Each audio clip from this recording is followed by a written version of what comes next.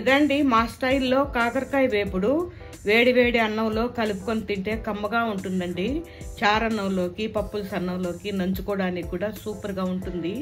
మీరు చేసి రుచి చూడండి. మీకు కనుక వీడియో నచ్చినట్టయితే లైక్ చేయండి, షేర్ చేయండి, సబ్స్క్రైబ్ అవ్వండి. మా వీడియోలు చూస్తున్నందుకు thank you friends. Hi friends, ఈరోజు అరకిలో కాకరకాయలతో హెల్దీగా కాకరకాయ వేపుడు చేసుకుందాం. శుభ్రంగా కడిగేసుకున్న కాకరకాయల్ని 2 ముక్కలుగా కట్ చేసేసుకోవాలి.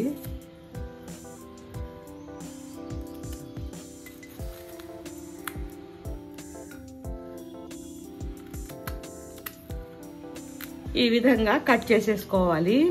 ఇప్పుడు కొద్దిగా చింతపండు, ఒక 10 గ్రాముల చింతపండుని నానబెట్టి గుజ్జు తీసేసుకోవాలి. ఇప్పుడు తరిగిన కాకరకాయల్ని కుక్కర్ గిన్నెలో వేసేసుకోవాలి.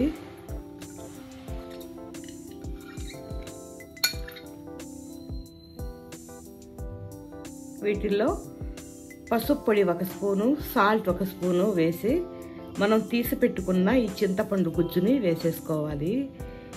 ఇది మూత పెట్టి 1 విజిల్కి ఉడికిచ్చేసుకోవాలి. విజిల్ రాగానే విజిల్ తీసేయాలి. అవి ఉడికేలోపు పెద్ద సైజు ఉల్లిపాయలు 2 సన్నగా తరిగేసుకోవాలి. ఈ విధంగా ఉడికిచ్చేసుకోవాలి. ఇవి ఎక్కువగా ఉడకలేదు, హాఫ్ బాయిల్ అయ్యాయి. వీటిని ఇప్పుడు వేపుడు చేసేసుకుందాం. ఇప్పుడు కడాయి పెట్టుకొని ఆయిల్ వేసి పోపు గింజలు, శనగబేడలు,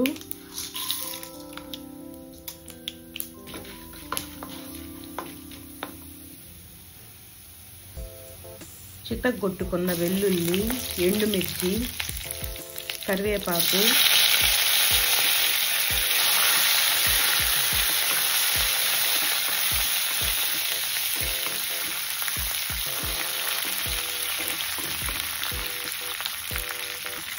తరిగి పెట్టుకున్న ఉల్లిపాయలు కొంచెం ఎక్కువే వేసుకోవాలి.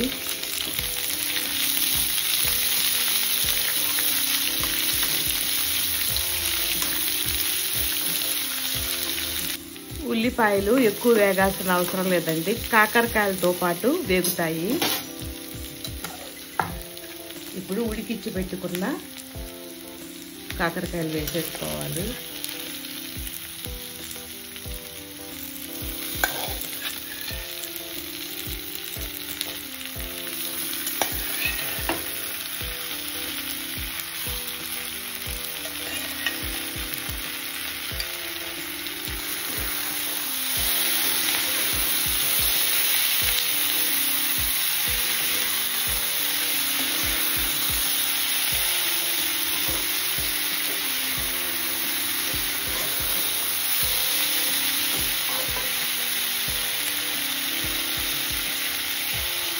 ఇవి మీడియం ఫ్లేమ్లో పెట్టి మూత పెట్టి కొంచెం సేపు మగ్గనివ్వాలి.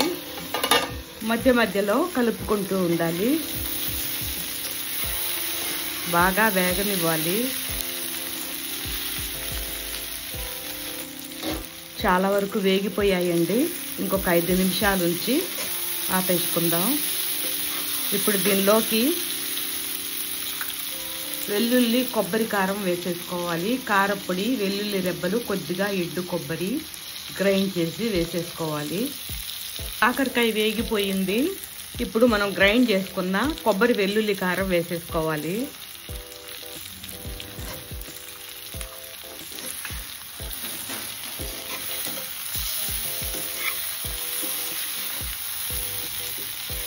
సాల్ట్ చూసి వేసేసుకోవాలి. అయిపోయిందండి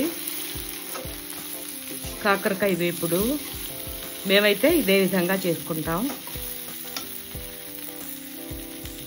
అయిపోయిందండి మా స్టైల్లో కాకరకాయ వేపుడు.